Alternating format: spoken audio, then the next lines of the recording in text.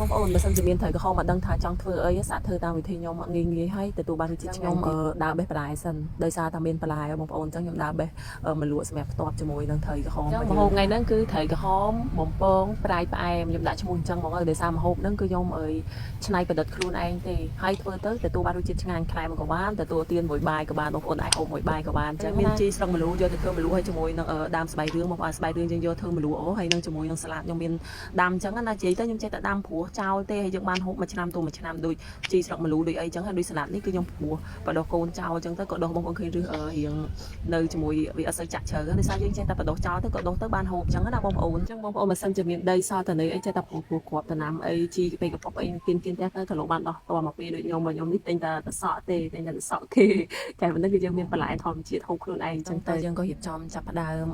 ដាក់ត្រីបំពងលាងបន្លែលាងអីហើយយើងក៏រៀបចំដាក់ត្រីបំពងបងប្អូនអញ្ចឹងខ្ញុំវះឆ្នូតអញ្ចឹងមកបន្ទាប់មកគឺខ្ញុំរួយអំបិលតិចទៅកុំឲ្យយើងយកទៅបំពងទៅវានឹងជាប់អញ្ចឹងណាបងប្អូននេះធ្វើអញ្ចឹងទៅហើយយើងដាក់ខ្លាញ់ឲ្យក្តៅចាំយើងដាក់ត្រីអញ្ចឹងពេលដែលយើងបំពងត្រីរួចហើយបងប្អូនយើងក៏ចាប់ផ្ដើមមករៀបចំ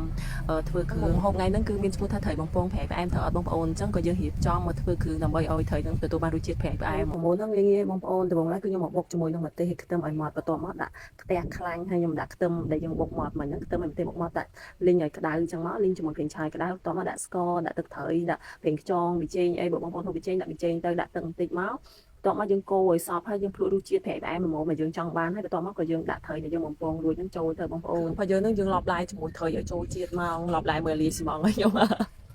ហ្នឹងហើយបងប្អូនយើងធ្វើតែប៉ុណ្្នឹងគឺរួចរាល់ហើយងាយអញ្ចឹងក៏យើងមកចាប់ផ្ដើមលាយជាមួយនឹងទឹកត្រីព្រោះយើងនឹងយើងដាក់រសជាតិឲ្យជូរដិតប្រៃផ្អែមមកបងប្អូនព្រោះយើងចូលមកផ្ទាប់ជាមួយនឹងបន្លែហើយត្រីព្រោះយើងមានរសជាតិប្រៃផ្អែមមកអញ្ចឹងទឹកត្រីយើងជូរមកទទួលបានរសជាតិឆ្ងាញ់មករួចរាល់ហើយបងប្អូនអញ្ចឹងបងប្អូនសាក់ធ្វើតាមវិធីខ្ញុំធានាថាឆ្ងាញ់ដោយសារថាយើងមានម្លក់បន្លែអញ្ចឹងមកហើយត្រីយើងមានរសជាតិប្រៃផ្អែមហើយយើងផ្ទាប់ជាមួយនឹងទឹកជ្រលក់ហើយយើងរៀងជូរប្រៃផ្អែមអីតិចអញ្ចឹងមកហើយក៏យើងដាក់ម្ទេសគ្រាប់ៗដូចខ្ញុំអញ្ចឹងមកម្ទេសហើយខ្ទឹមយើងដាក់គ្រាប់ៗអញ្ចឹងមកពេលដែលយើងដួសដាក់មួយម៉ាត់ដោយខ្ទឹមដោយម្ទេសគ្រាប់ឈប់ឆ្ងាញ់ណាបងប្អូនហើយ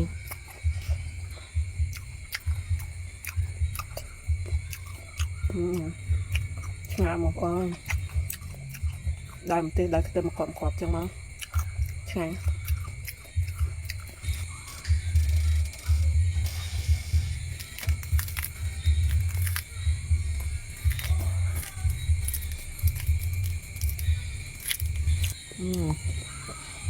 ឆ្ងាញ់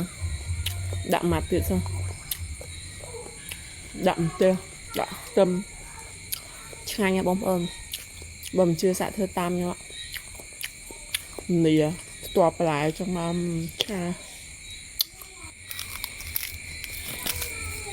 តែធ្វើវីដេអូហើយនឹងនិយាយថាជប់ល្មមអញ្ចឹងវីដេអូនឹងមានតែប៉ុណ្្នឹងទេអរគុណបងប្អូនជម្រាបលា